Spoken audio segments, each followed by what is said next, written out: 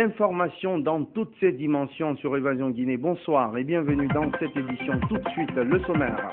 Conférence de presse de l'ADP, du collectif et du CDR. Ce lundi à Conakry, les responsables de ces trois blocs politiques d'opposition ont dressé le bilan de la marche du 27 février dernier. Ils ont aussi réitéré leur position sur les questions brûlantes du moment. Les échos, c'est dans cette édition.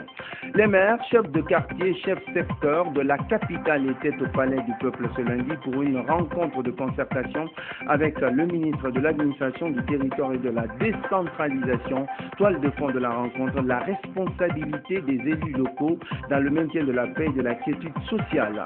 Et puis, Saphir Création décroche le Graal. La création, bien évidemment, la structure a décroché, bien évidemment, le ciseau d'or à l'issue de la deuxième édition du concours qui met en compétition les meilleurs stylistes de la capitale. Voilà, mesdames et messieurs, pour les titres, encore une fois, bonsoir et bienvenue à tous. Politique, pour commencer cette édition, les leaders de l'ADP, du collectif et du CDR ont animé ce lundi une conférence de presse à Conakry, occasion pour eux de dresser le bilan de la manifestation du 27 février dernier. Il a aussi été question de réaffirmer leur position sur les points brûlants du moment. Malik Gakité nous en dit davantage. Pour défaut d'électricité, les membres de l'ADP, du collectif et du CDR se sont contentés du plein air à la maison de la presse pour conférer avec les hommes de médias. À l'entame, le porte-parole de ces trois blocs d'opposition a dans son allocution dressé le bilan de la manifestation du 27 février dernier. Le bilan global, c'est 9 morts, des dizaines et des dizaines de blessés, des centaines d'interpellés, dont 119 encore incarcérés à la maison centrale et qui n'ont même pas un droit de visite de la part de leur famille, ni même de la part des leaders politiques que nous sommes, des boutiques qui ont été vandalisées, qui ont été pillées. Tout ceci a été fait sans qu'aucune information judiciaire n'ait été ouverte à l'encontre des coupables. Dans une déclaration conjointe, l'ADP, le collectif et le CDR pointent du doigt quelques hauts cadres qu'ils accusent d'être à l'origine des violences qui ont éclaté pendant et après la marche du 27 février. Les cadres les plus impliqués dans cette entreprise de répression de l'opposition sont M. Malik Sankon, directeur général de la Caisse nationale de sécurité sociale, M. Sékou Resko Kamara, gouverneur de la ville de Conakry, M. Moussa Kabassan Keita, directeur général du Centre national de surveillance des pêches, M. Moustapha Naïté, directeur général du patrimoine bâti public. Pour le chef de file de l'opposition, il n'est pas question d'aller aux élections avec l'opérateur Waymark. Waymark a été recruté sans appel d'offres, sans cahier de charge pour aider le RPG à gagner les élections en Guinée. Waymark Sabari, on n'accepte pas. Il y a une campagne qui est menée. Oui, Waymark maintenant est sécurisé, on a vérifié, on a fait venir des experts. Mais même si les machines sont mises à point, les techniciens qui travaillent, ils sont là pour une mission. Sidia Touré, pour sa part, estime que l'intervention des institutions internationales pour la mise en place d'une médiation mixte est nécessaire. Un médiateur local peut être désigné, que nous ne refusons pas, mais nous souhaitons la présence des institutions internationales par la désignation et un mandat donné à quelqu'un qui ne doit pas être guinéen, ça doit être clair. Pour terminer, le porte-parole de l'ADP, du collectif et du CDR a annoncé l'élargissement de cette frange de l'opposition avec l'arrivée du Front uni pour la démocratie et le progrès, FDP. Je vous le disais en titre, le ministre de l'Administration du Territoire et de la Décentralisation a conféré ce lundi au Palais du Peuple avec les élus locaux de la capitale. Au menu de la rencontre, la responsabilité justement de ces élus locaux dans le maintien de la paix et de la quiétude sociale dans le pays. Quelques membres du gouvernement ainsi que le gouverneur de la ville de Conakry étaient de la partie. Le point avec Fanta Conté.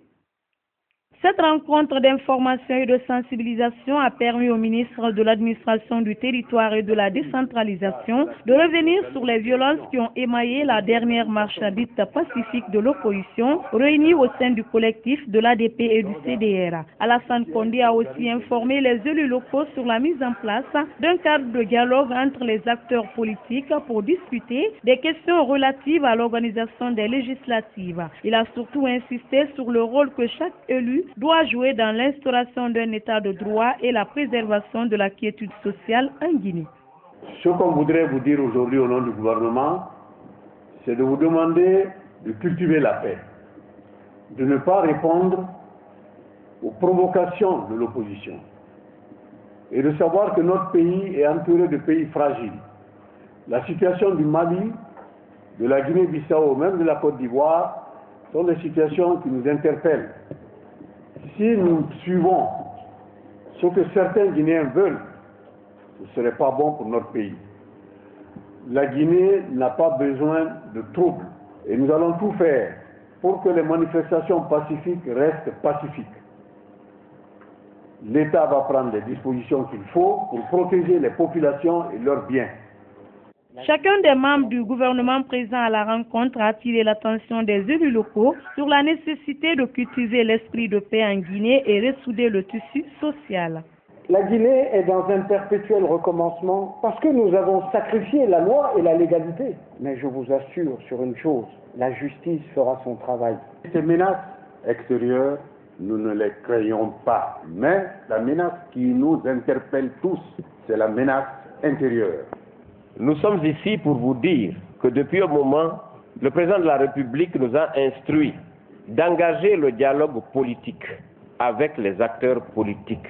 Mais acteurs politiques ne supposent pas une seule mouvance.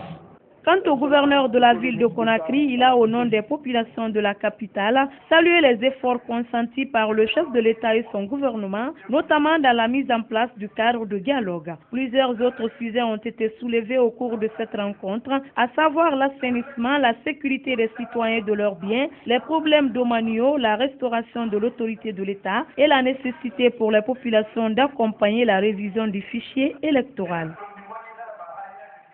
Et puis, en marge de cette rencontre, le ministre de la Décentralisation s'est aussi prononcé sur le choix d'un médiateur étranger souhaité par l'opposition pour faciliter le cadre de dialogue. Alassane Condé se veut sans équivoque sur ce point. Je vous propose de l'écouter au micro de Fanta Conté.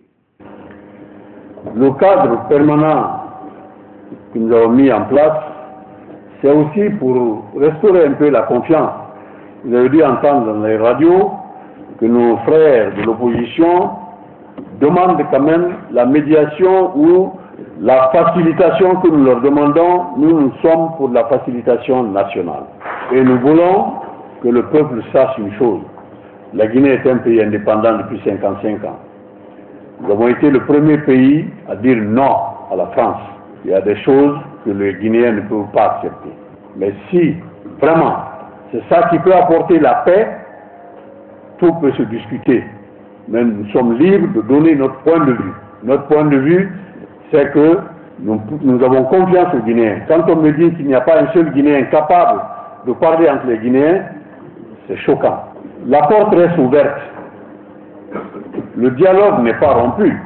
Nous avons dit à nos frères de partir, comme la nuit porte conseil. Ils n'ont qu'à les réfléchir. Nous aussi, nous allons réfléchir de notre côté. La vérité n'est jamais absolue, elle est relative. Mais peut-être que dès demain, nous allons reprendre encore le chemin du dialogue, ce qui nous permettra peut-être d'aboutir à un consensus pour que nous puissions aller très rapidement aux élections. Parce qu'il n'est plus question de rejeter ces élections-là. Et puis, à propos justement de cette question, faut-il parler d'un signe de décrispation sur le plan politique ou d'un revirement à 360 degrés? Rien n'est moins sûr. En tout cas, le gouvernement vient de lâcher du lest. Désormais, un représentant de la communauté internationale fera partie du collège des facilitateurs devant piloter le cadre de concertation sur le processus électoral. C'est en tout cas ce que le Premier ministre Mohamed Saïd Fofana a confié ce soir à Aboubacar Silla, porte-parole de l'ADP, du collectif et du CDR. Une information sur laquelle nous reviendrons plus en détail, bien évidemment, dans nos prochaines éditions. Autre chose dans l'actualité, début ce lundi des travaux d'un atelier régional placé sur le thème « Les instruments économiques pour la gestion durable des écosystèmes naturels, quelle application en Afrique de l'Ouest ?» La rencontre devrait se pencher sur l'expérimentation d'une nouvelle approche dans la gestion du bassin de Tenkiso. C'est une initiative de l'Union internationale pour la conservation de la nature en collaboration avec le ministère guinéen de l'Environnement et des eaux et forêts. Ibrahim Mansouri Ansani. Les instruments économiques pour la gestion durable des écosystèmes naturels, quelle application en Afrique de l'Ouest, c'est le thème de cet atelier. Un atelier au cours duquel plusieurs experts venus des organisations régionales comme l'Union internationale pour la conservation de la nature, l'autorité du bassin du Niger, le Centre international pour la recherche en forestière et le programme massif du Fouta vont faire un échange d'expériences en matière de conservation de la biodiversité et de la gestion durable des ressources naturelles du bassin de Tinkicho. Nous souhaitons que de tels dialogues gèrent des connaissances et des perceptions nouvelles, des pistes de travail innovantes pour la région. Nous souhaitons ensuite qu'ensemble, nous puissions identifier des outils, des approches économiques susceptibles de soutenir la conservation et l'utilisation durable des écosystèmes et de leurs ressources. Il n'est plus nécessaire, je pense, de rappeler l'importance pour l'Afrique de l'Ouest tout entière des écosystèmes forestiers de la Guinée. Mais il nous permet aussi de savoir qu'en aval, il existe beaucoup de communautés qui dépendent justement de ces cours d'eau qui viennent de ces écosystèmes. L'objectif visé est le renforcement des connaissances des participants sur les instruments économiques de gestion durable de l'environnement et comment les appliquer en Afrique de l'Ouest. La Guinée, considérée comme le château d'eau de la sous-région, attache de l'intérêt à cette rencontre. En matière de lutte contre la pauvreté, notre sous-région a un besoin fondamental, celui de préserver les écosystèmes naturels desquels nos populations tirent tous les biens pour leur subsistance, malheureusement. Si la plupart des biens sont connus, les services rendus par les écosystèmes sont presque ignorés, ce qui rend difficile leur protection. Cette problématique sera discutée durant 3 jours en vue de mettre à la disposition des décideurs, notamment le gouvernement, des recommandations pour rendre plus bénéfiques les ressources naturelles du bassin de Tinkicho. D'une rencontre à une autre, un atelier de formation s'est ouvert ce lundi à l'université Sherbrooke Academy de Kaporo. C'est dans la commune de Ratoma, axé sur l'informatique, l'anglais, le management des projets et le leadership. La formation est destinée au personnel de la Direction nationale des mines et de la géologie. Gao Bachir nous en dit plus. Durant 3 semaines, les cadres de la Direction nationale des mines seront formés en informatique, en anglais technique et professionnel, en management des projets et en leadership. C'est devant les représentants des directions préfectorales et régionales des mines que le directeur national des mines et de la géologie a estimé que cet atelier de formation est une chance pour les cadres du dit département. Il a aussi saisi l'occasion pour expliquer la nécessité pour ces cadres de maîtriser l'outil informatique et l'anglais. Si on maîtrise bien l'informatique, il y a des cours auxquels on peut accéder facilement sur Internet. Ça vous permet de vous former à domicile sans la participation de personnes. Ça vous permet également de connaître ce qui se passe à travers le monde. Et ça vous permet enfin de bien collaborer avec ces investisseurs qui sont chez vous. Quant aux deux prestataires pour la formation, à savoir le cabinet TBX, Business Expertise et Sherbrooke Academy, ils rassurent de ne ménager aucun effort pour la réussite de cette formation. Le cabinet TBX et Sherbrooke Academy, les deux prestataires de la formation, expriment leur sincère gratitude à toutes les autorités, et en particulier celle de la Direction nationale des mines, pour la confiance qu'elles ont bien voulu placer en leur structure. Soyez rassurés que nous ne ménagerons aucun effort pour vous satisfaire pleinement. Nous sommes convaincus au cabinet TBX que la formation est le socle, le fondement sur lequel il faudra reposer pour pouvoir relever les défis de notre développement, de nos problèmes. L'outil informatique, on parle d'ordinateur, on parle de téléphone, on parle des programmes, des systèmes, mais c'est les hommes qui les font marcher. Si ces hommes n'ont pas la qualification, il y a problème. Pour cette première journée, les participants seront formés en informatique et en anglais. La formation vise à améliorer le niveau des cadres du département des mines et de la géologie dans différents domaines. Rencontre toujours, mais dans un autre registre, l'atteinte par la Guinée de l'initiative PPTE au centre d'une conférence débat qui s'est tenue samedi dernier à l'Institut Unisim et Iprosim. Outre les étudiants de cet institut, plusieurs personnalités du pays ont pris part à cette rencontre. Aminata Diontungalo était de la partie. Voici son compte rendu. Les autorités du complexe universitaire et professionnel de Simbaya ont animé cette conférence débat pour éclairer la lanterne des étudiants de l'Institut sur l'atteinte par la Guinée du point d'achèvement de l'initiative Pays pauvres très endettés. Un thème largement débattu par le conférencier qui est un expert en la matière. C'est quoi le PPTE, son impact et ses perspectives sont entre autres les grandes articulations de cette conférence. L'annulation de la dette pour permettre à la Guinée de réaliser des investissements et non de faire des dépenses à fond perdu, notamment la consommation et aussi des augmentations de salaire. Ces ressources-là seront orientées vers des secteurs prioritaires, l'économie, la santé, l'éducation, les infrastructures de base qui boosteront la croissance. L'ensemble des étudiants s'est félicité du choix porté sur la personne de El Haj Ousmane Souaré en qualité d'administrateur général de cette université. Cela à cause des efforts qu'il a fournis pour la qualification du système éducatif guinéen. Celui qui a tant donné à la nation, car son passage à la tête du ministère en charge de l'éducation nationale de 2007 à 2008, avec les réformes positives engagées, reste inoubliable pour tout jeune Guinéen soucieux de son avenir par le chemin de l'école.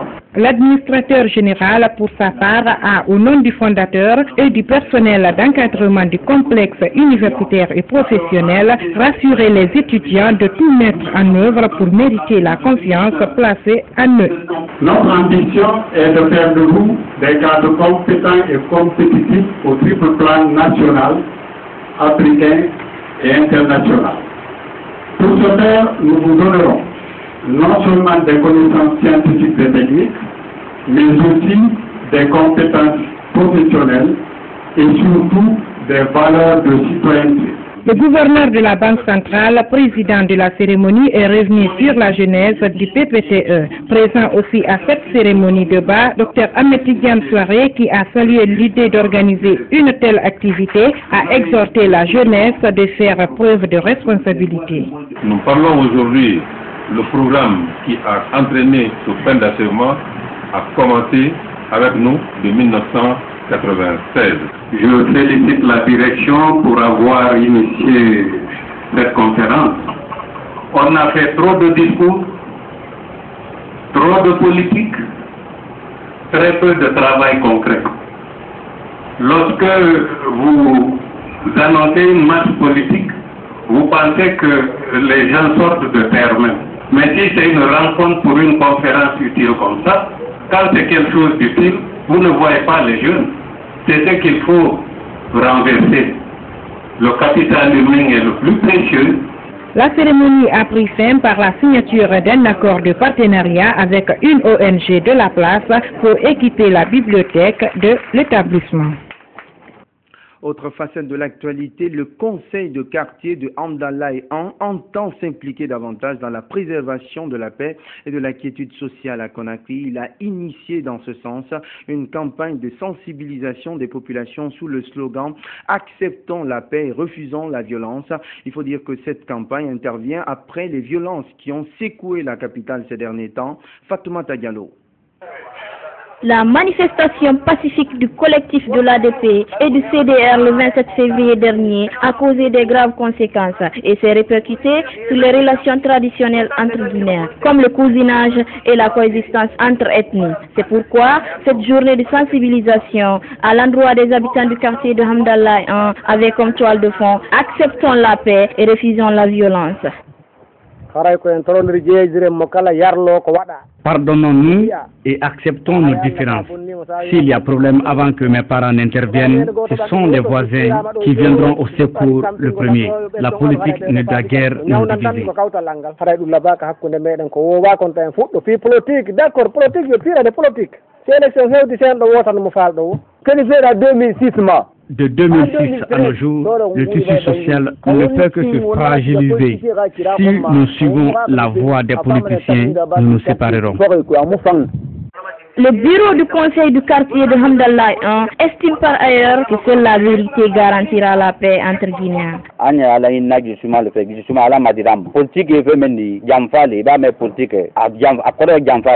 Nous ne voulons que la paix. La politique est synonyme de trahison. Disons-nous la vérité. ko même bakem se gallo bra ayna fo ne dukroyin même bakem suma bra ayna fo se gallo ni amberi den ka ki andar ni wule la amraya ba même fidala ko ki so mele et même police mais so mele yo fidala wule kany. Après des plaidoiries et amendements, le bureau du conseil de quartier de Hamdallahi a prié pour la stabilité et la paix dans son quartier. Au chapitre des faits divers, 2 chambres et leur contenu consumé. C'est le triste bilan d'un incendie qui s'est déclaré ce lundi à Kolea Domino. Les sinistrés désemparés appellent aux personnes de bonne volonté. Explication, Benou Marsila. C'est aux environs de 10 heures que l'incendie s'est déclaré dans cette annexe de 2 chambres appartenant à Salifou Kamara. À la base, un court-circuit provoqué par un jeune qui voulait faire un branchement.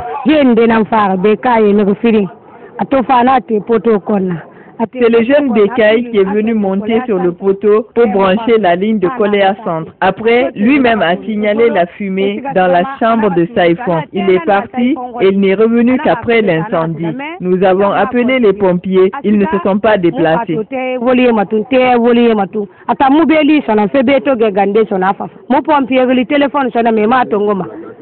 Malgré l'intervention des voisins et certains jeunes du quartier, les 2 chambres et leurs contenus sont partis en fumée. Ayant tout perdu, la victime appelle les bonnes volontés à lui venir en aide. Mais chez moi, presque tout a été brûlé, rien n'est sorti, même une aiguille, rien du tout. Seulement la manière dont je suis comme ça habillé, c'est ça seulement qui est avec moi.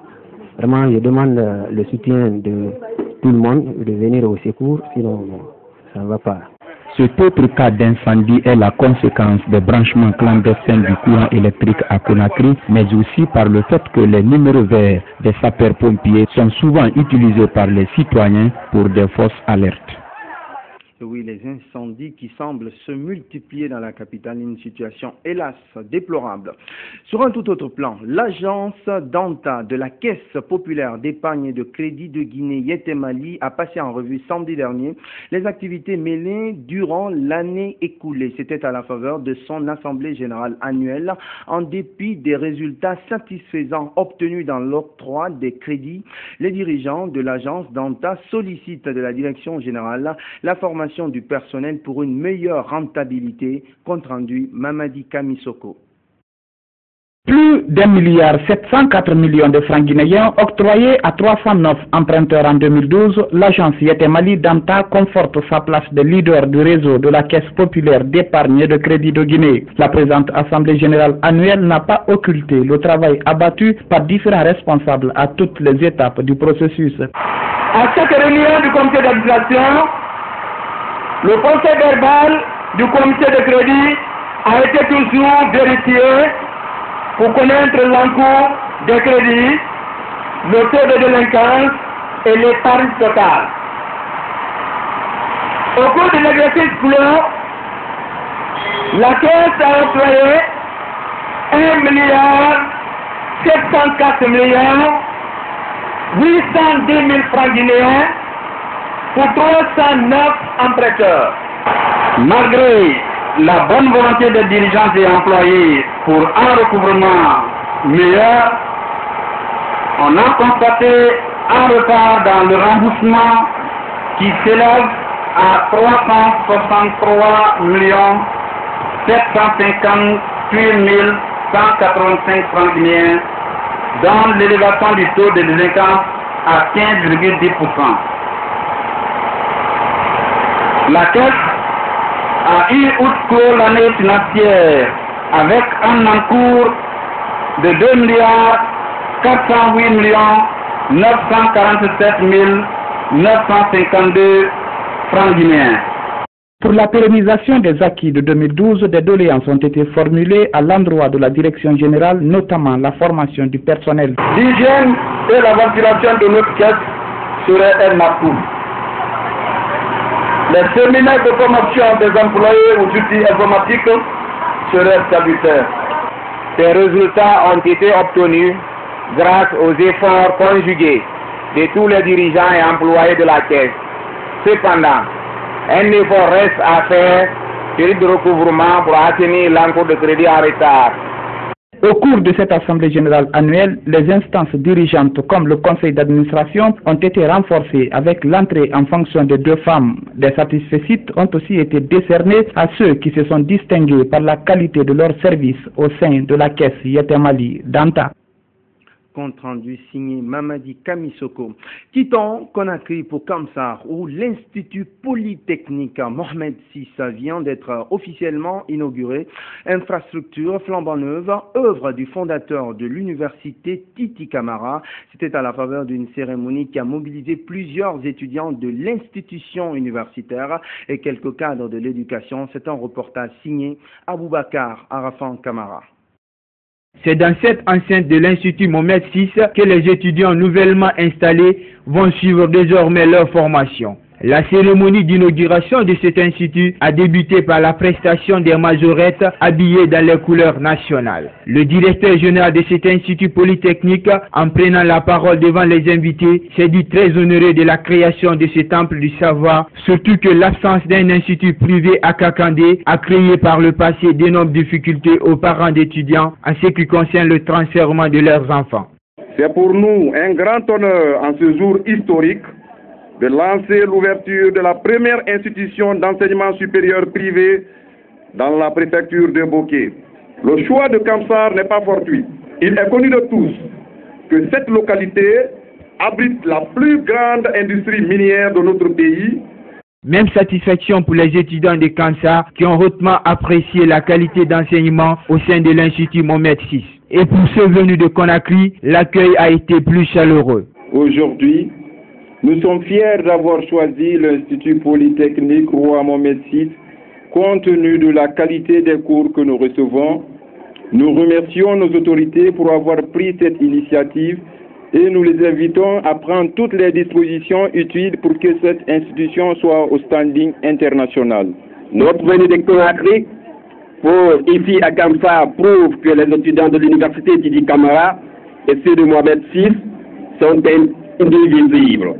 Aussi présent lors de cette inauguration officielle, le recteur de l'université Titi Camara qui a loué les efforts du fondateur pour son implication en faveur de la formation des jeunes. D'ailleurs, pour lui, la meilleure façon d'assurer un avenir radieux à la jeunesse, c'est de lui offrir une bonne formation. La meilleure façon d'assister le gouvernement ou d'accompagner le gouvernement, c'est garantir à nos produits une bonne formation qui va leur permettre, si vous voulez, de s'insérer facilement dans le monde du travail. Cet institut polytechnique Mohamed VI de Kamsar, spécialisé dans la formation minière, est une aubaine pour les étudiants qui s'orientent vers l'industrie minière. Restons toujours à l'intérieur du pays et prenons plus précisément la direction de la ville des agrumes, Kindia, où un atelier de formation des formateurs agricoles s'est achevé le week-end dernier. La clôture a été marquée par des travaux de simulation des différentes méthodes d'utilisation des produits phytosanitaires. À l'initiative de cette formation, l'Amproca entend de ce fait donner un nouveau souffle au secteur agricole. Reportage Mfali Gilavogui. À travers cet atelier de formation, l'Agence nationale de la promotion rurale et du conseil agricole veut corriger les résultats peu flatteurs des précédentes campagnes agricoles. Un projet concocté par le directeur général de l'Amproca. Depuis plusieurs mois, Ali Condé travaille d'arrache-pied pour permettre au secteur agricole de reprendre sa place de locomotive dans le développement en cours en Guinée. Nous avons un ensemble de cadres qui opèrent avec les producteurs.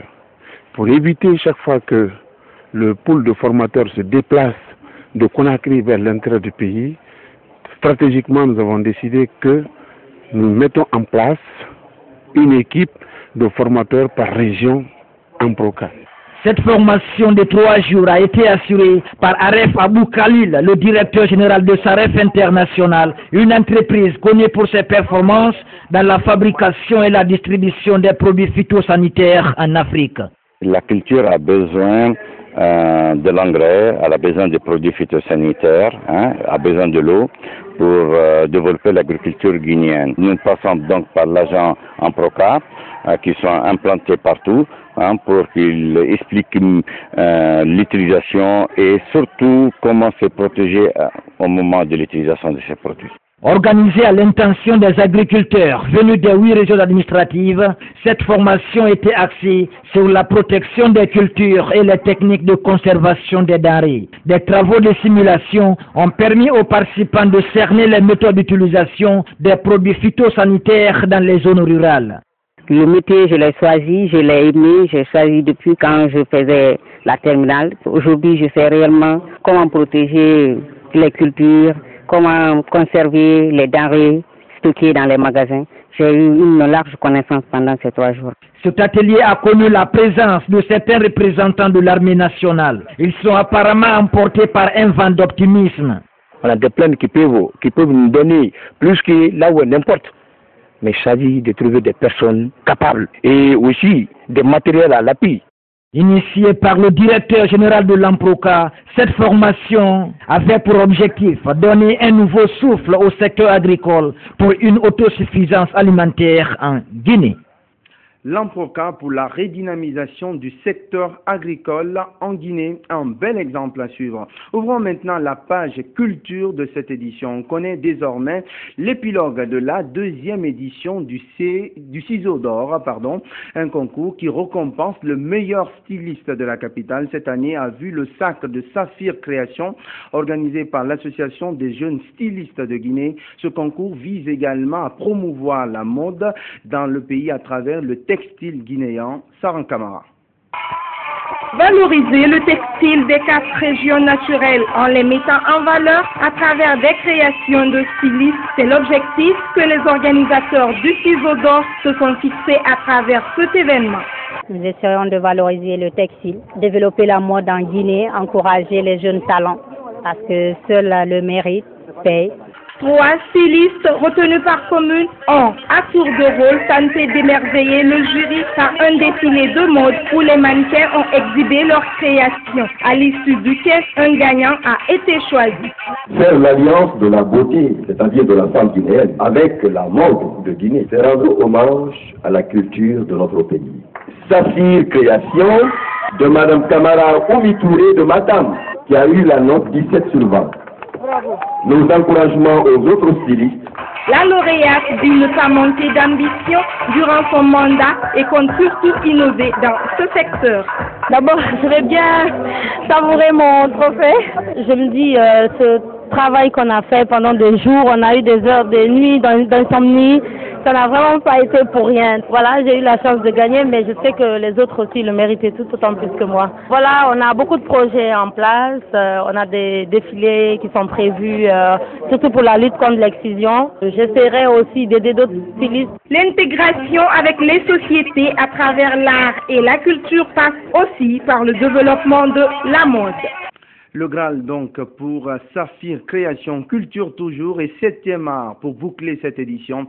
La première édition du festival du film francophone a officiellement été lancée ce lundi en Guinée, initié par l'ambassade de France en Guinée.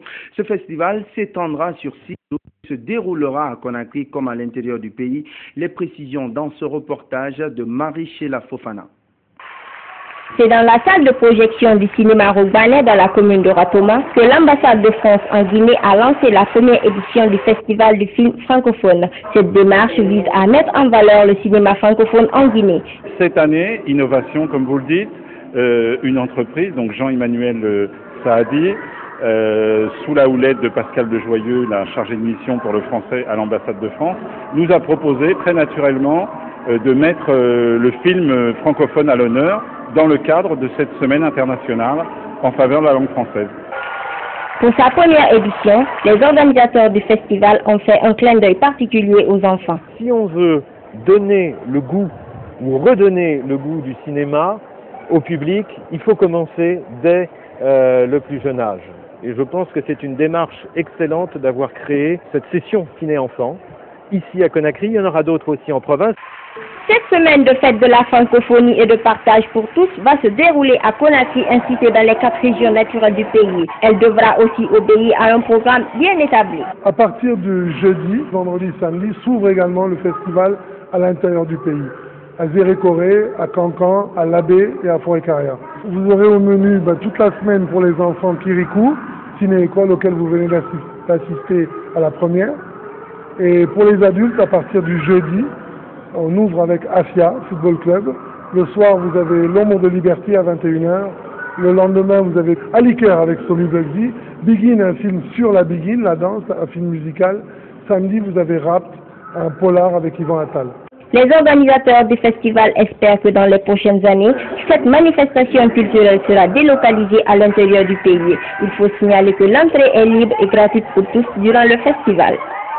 Et puis avant de refermer cette édition, je vous en rappelle l'information de la soirée. Le gouvernement vient de lâcher du lest. Désormais, un représentant de la communauté internationale fera partie du collège des facilitateurs devant piloter le cadre de concertation sur le processus électoral. C'est ce que le Premier ministre Mohamed Saïd Fofana a confié ce soir à Aboubacar Silla, porte-parole de l'opposition, c'est-à-dire de l'ADP, du collectif et du CDR. Une information sur laquelle nous reviendrons plus en détail dans nos prochaines éditions d'information. Cette édition, la présente, elle, s'achève. Merci de l'avoir suivi. Excellente suite de programmes à notre compagnie. L'info, c'est aussi notre site internet www.groupeevasionguinée.info. Bonne soirée à tous et à toutes.